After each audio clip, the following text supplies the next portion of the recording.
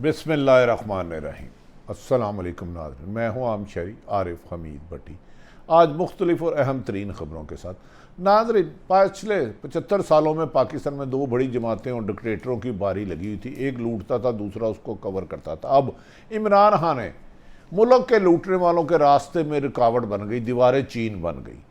नाज़रीन, 22 जुलाई को एक इलेक्शन होता है वज़ीर आला पंजाब का, जिसको एक ऐसा खत जो फ्रॉड है, जालसाजी है, पार्लिमानी पार्टी के खिलाफ था, उस साजिश के तहत हमजा शहबाज को चंद घंटे का वज़ीर आला पंजाब बनाया जाता और अक्सरियत वोट लेने वाले परवेज़ इलाही को नाकाम कर दिया जाता, उनके 10 वोट ख़त्म कर, जिस पर सुप्रीम कोर्ट ने हुकूमत की तमाम चलाकी और उनके पसे पर्दा हमायतियों की साजिशों को नाकाम बना दिया और हमजा शहबाज के वज़ीर आला का इंतखाब ख़त्म कर दिया गया। और अब एक डमी वज़ीर आला है, यानी कि वज़ीर आला की सीट पे बैठेंगे लेकिन वज़ीर आला के अख्तियारात इस्तेमाल नहीं कर सकते, महदूद हद से।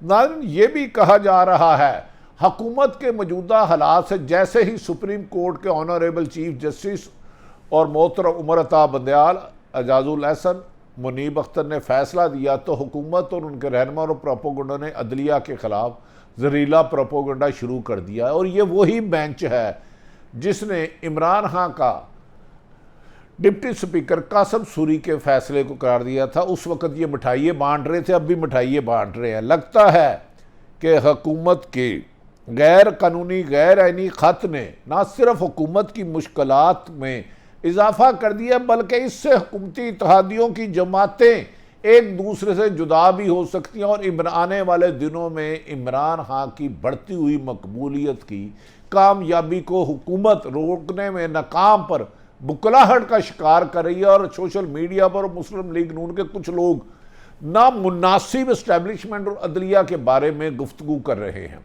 नाज़रीन, अदालतों का फैसला मानना हर एक पर फर्ज है, उससे इख्तलाफ किया जा सकता है पर उसकी बगावत नामुमकिन है। नाज़रीन, डिप्टी स्पीकर ने, जो आप एक मनरफ है, लोटा है, दोस्त मोहम्मद मजारी ने पहले इलेक्शन डे पर धांधली का तरीका अपनाया और एक ऐसा खत को बुनियाद बना के इलेक्शन के असल नताइज को झूठ में बदल दिया, जीते हुए को अक्सरियत वाले की अकलियत कर दी, अकलियत वाले को जिता दी। और ऐसी मिसाल 75 साल में स्याह दौर नहीं मिला। जिस आर्टिकल उन्होंने सुप्रीम कोर्ट का रेफरेंस दिया कि सुप्रीम कोर्ट के फलां फैसले के बाद मैं काफ लीग के 10 वोटों को ख़त्म करता हूं, वो सुप्रीम कोर्ट के जज साहबान ने कहा कहाँ लिखा है हमारा फैसला तो बताओ, जिस पर इरफान कादर बता ही नहीं सके और बार बार बुलाने पर नहीं है। आज इमरान खान ने एक पॉलिसी बनाई है कि उन्होंने आला सतही मीटिंग की और उन्हें एक पैगाम खुफिया पहुंचा गया कि बैठ के फैसला करें, जिस पर नाज़रीन अहम तरीन खबर दे रहा हूँ। इमरान खान ने पैगाम भेजने वालों को कहा, मेरी किसी से ज़ाती कोई इख्तलाफ नहीं, इलेक्शन की तारीख अनाउंस करें, साफ शफाफ इलेक्शन के लिए हम बैठ जाएंगे, ना किसी को NRO दूंगा, ना किसी ताकत के आगे झुकूंगा, ना इम्पोर्टेड हुकूमत को NRO दूंगा, ना ताकतवर हलकों के इशारों पर कोई डुगडुगी बचाएगा। अब वो दौर गया। ना सुप्रीम कोर्ट ने उस खत का तिया पांचा कर दिया। बार बार डिप्टी स्पीकर दोस्त मजारी पंजाब के आए नहीं। आर्टिकल 63A है क्या? ये 2006 में जब मिसाक जमहूरियत हुआ और जमातों की कलाबाजी को रोकने के लिए बनाया गया, इसमें फिर 2010 में कुछ तरमीम की गई। इसका तरीही पस मंजर कुछ इस तरह है कि पार्टी ऑफ डेमोक्रेसी से मिलना चाहिए, यानी कि ये मुल्क जमहूरी रवायात के मुताबिक चले और सियासी जमातों में भी जमहूरियत होनी चाहिए। एक सदर होता है, फिर उसकी पार्लिमानी बोर्ड होता है, फिर आगे मेंबरान होते हैं, इस तरह एक लंबा सिलसिला होता है। और ये पार्लिमानी पार्टी जब बाहर हो सियासी जमातें तो उसका सदर और कोर कमेटी बैठ के फैसला करती है। इसी तरह जब मुंतहिब हो जाते हैं तो फिर उस हाउस को किस तरह चलाना, चाहे कौमी असम्बली और सूबाई असम्बली हो, उसके पार्लिमानी लीडर उसका फैसला करते हैं। लेकिन दोस्त मोहम्मद मजारी ने आइन और कानून को मजाक उड़ाया। फैसला आइन पार्टी कहता ये है, कानून पाकिस्तान का ये कहता है, जो मैंने बताया 63A का मतलब है कि पार्लिमानी पार्टी आर्टिकल में इन अल्फाज में बयान की गई है वाशगाफ लफ्जों में आइन में कि पार्लिमान पार्टी बनती है इन मेंबरान से जो एक सियासी जमात में से हो और वो असम्बली हाउस का हिस्सा हो। यानी कि एक तो होता है पार्टी के ओहदेदार, एक जो पार्लिमानी पार्टी होती है वो जो पार्टी की, पीपल्स पार्टी की भी पार्लिमानी पार्टी होगी, नून लीग भी होगी और पीटीआई की भी, काफ लीग भी होगी। पार्लियामेंट का जो हिस्सा होता है उसे पार्लिमानी पार्टी कहते हैं और उसको एक उसका सरबराह बना दिया जाता है। मतलब ये कि पार्लिमानी पार्टी वो होती है जिसमें पार्लिमान के लोग मुंतहिब नुमाइंदे हों जो कि एक सियासी जमात से ताल्लुक़ रखते हों और उनकी जो अक्सरियत फैसला करे वो पाबंद है तमाम कारकुन उसके तहत वोट देने का। लिहाजा काफ लीग की पार्लिमानी पार्टी बना दी गई। वजीर आला परवेज लाई को इसका उम्मीदवार नामजद कर दिया गया और पीटीआई ने उसकी हमायत का ऐलान कर दिया गया। पीटीआई ने यह कुर्बानी दी इस मुल्क में जमहूरियत को बचाने के लिए कि इनको 176 नंबर थे, इन्होंने 10 सीटों वाली काफ लीग को मिलकर चलने के लिए, नए इलेक्शन करवाने के लिए स्वाफ इलेक्शन परवेज लाई के साथ इत्तेहाद किया। परवेज लाई को काफ लीग की पार्लिमान ही नामजद करती है।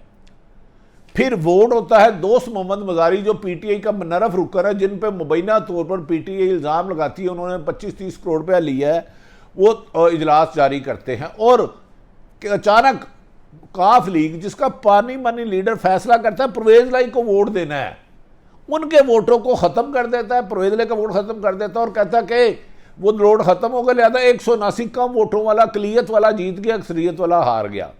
जिस पर सुप्रीम कोर्ट ने सख्त बरमी का इजहार किया और उन्होंने कहा कि बादिउल नज़र में डिप्टी स्पीकर दोस्त मोहम्मद गनी पंजाब साहब फैसला बदनीति पर मबनी लगता है।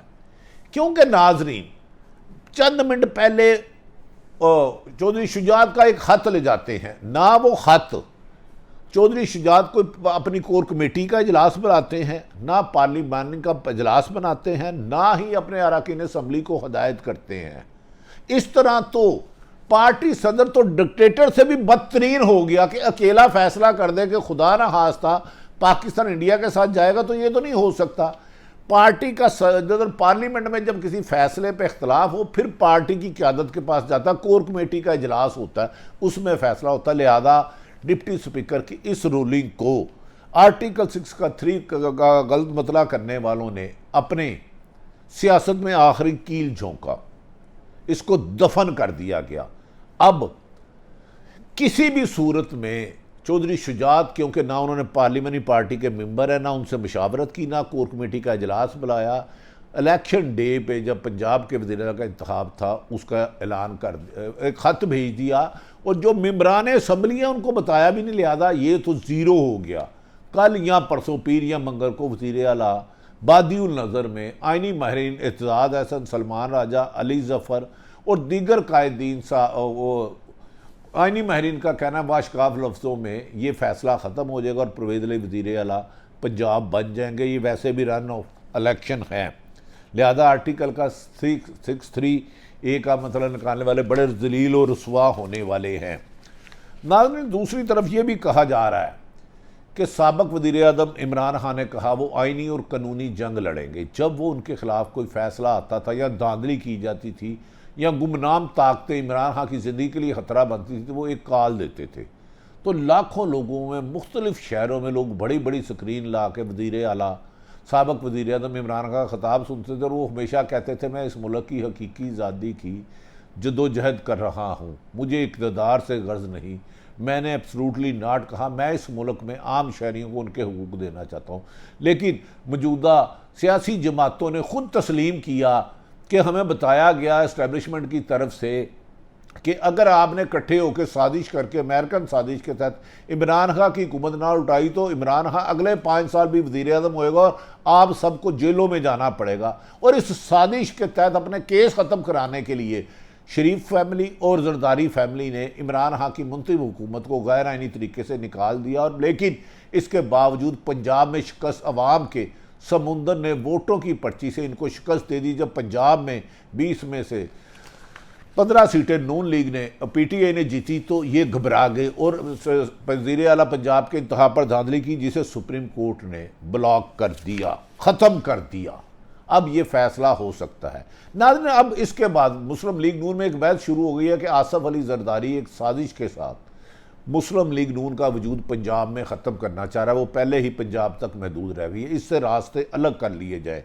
अब पीडीएम की जमात मौलाना फजलुर रहमान अपनी ज़ाती दुश्मनी इमरान खान से समझते हैं। आसफ अली जरदारी इसका इजहार कर चुके हैं कि नवाज शरीफ, इमरान खान मेरा ज़ाती दुश्मन है, यही नवाज शरीफ समझते हैं।